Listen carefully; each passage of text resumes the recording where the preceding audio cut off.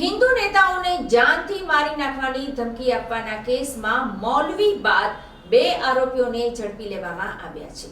હિન્દુ નેતાઓને મોતની ધમકી આપવાના કેસમાં 18 વર્ષીય આરોપી શકીલ ઉર્ફે રઝાની ધરપકડ થઈ છે। મહારાષ્ટ્રથી ઝડપાયેલા આરોપી શકીલ શેખે હથિયારનો ઓર્ડર પાકિસ્તાન આપ્યો હોવાનું સામે આવ્યું છે। સાથે જ આરોપી શકીલ નેપાળના એજન્ટોના સંપર્કમાં હતો।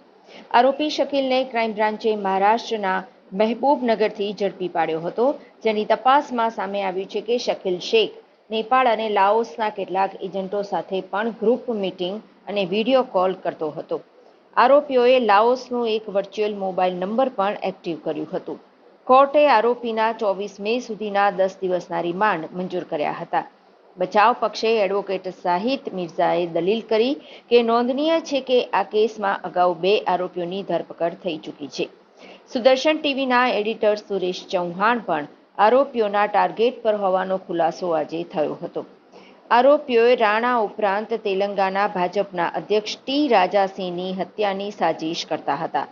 આરોપીઓએ લાઓસનું એક વર્ચ્યુઅલ મોબાઈલ નંબર પણ એક્ટિવ કર્યું હતું। સમગ્ર કેસમાં પોલીસ સ્લીપર સેલનો એંગલ પણ ચકાસી રહી છે।